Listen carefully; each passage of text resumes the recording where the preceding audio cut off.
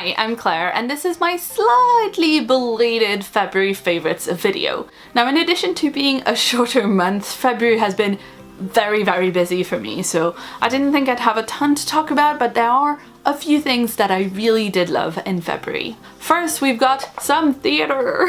As I mentioned in my Hamilton book tag video, which I will link in a card above, I went to see the new production of Hamilton, an American musical that recently opened in London, and it was just fantastic. It was just really cool to see the show performed live.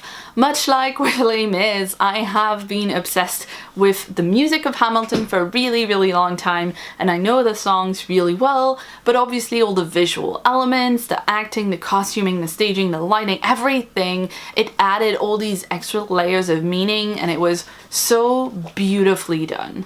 Now, I could go on about this show for ages, but I won't do that here because I've got a segment all about Hamilton on the next episode of my podcast, Radio Free Fandom, which should come out today if you're watching this on release day, so I'll add a link to that in the description box once it's out. I also bought some nifty show merchandise because it was super pretty and I have absolutely zero chill. I got a program, of course. I got this really pretty black and gold scarf with stars on it. I also got an Oyster card wallet right here. It says Hamilton on the back, Hamilton London, and it has the star logo. Of course, they also had shirts and hoodies and stuff like that, but for me with merchandise, I always prefer to get smaller things that I can use regularly, like stuff that will remind me of the show or the film or the book that I love as I'm going through my day, and it'll really cheer me up to see it.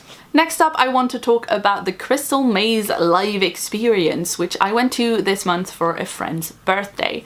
If you're not familiar with the Crystal Maze, it's this cult classic game show that aired on British TV in the 90s, and it's recently had a revival series as well. The basic idea is that a team of contestants go around a maze and take on various challenges in order to win crystals.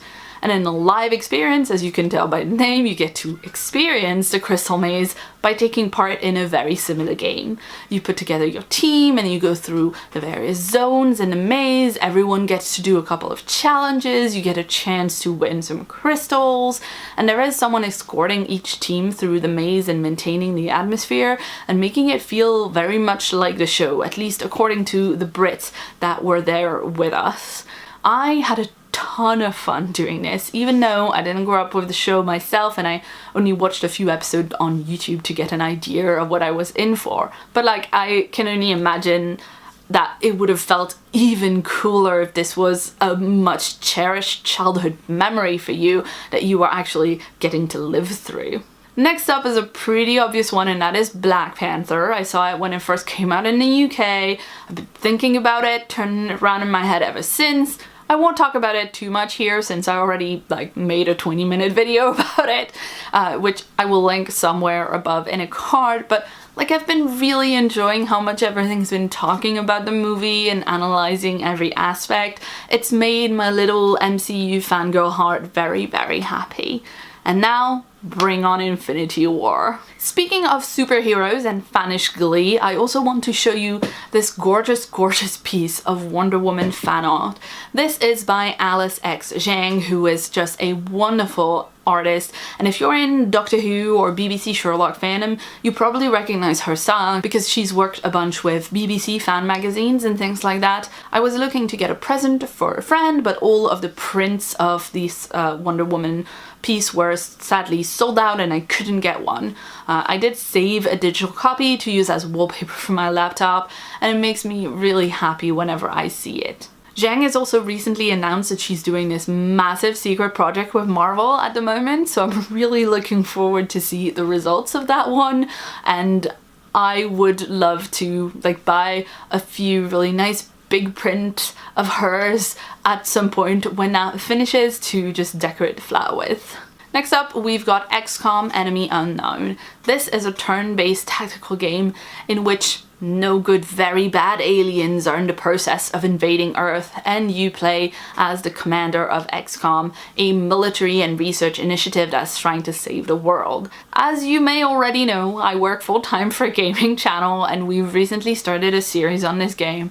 I've been editing all the videos, I've been getting really into the game and the narrative of it, so I started my own playthrough. I've been playing on easy mode, obviously, because I'm not all that familiar with this type of game. I'm much more familiar with it from editing videos of John playing them than from playing them myself. But even then, I've been having a whale of a time.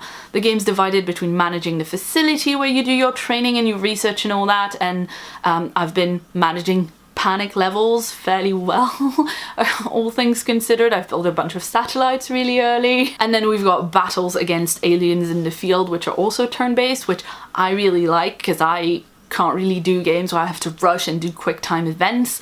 I much prefer to have a bit of time to think, but even then I'm not great at it, and I might have, you know, lost a bunch of people. Anyway, next up is this really cute Girl Paris sticker.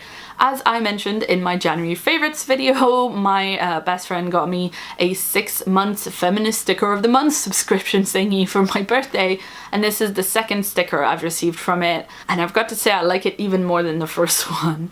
I really love the colors, and the design is really simple and you can't see it very well, so I'll put in a photo. But it makes me happy every time I look at it. It gives me a little boost of confidence that I can do whatever I put my mind to. Except I still haven't managed to commit to sticking this to anything in particular because I don't really want to lose the sticker if I stop using the notebook that I've put it on, or if I stick it on my laptop and my laptop breaks and needs to be replaced and all that.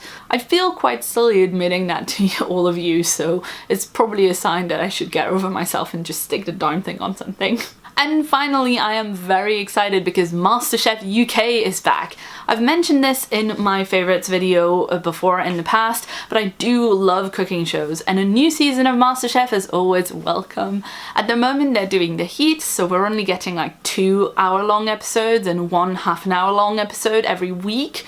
But I'm fairly sure it's going to speed up in the coming weeks with more regular episodes, so I cannot wait for that. So that's it. These were a few of my favorite things in February. I hope you enjoyed this slightly belated video, and please let me know in the comments below if you enjoyed any of the things that I mentioned, or if you have any recommendations for things that I should check out based on what I talked about in this video.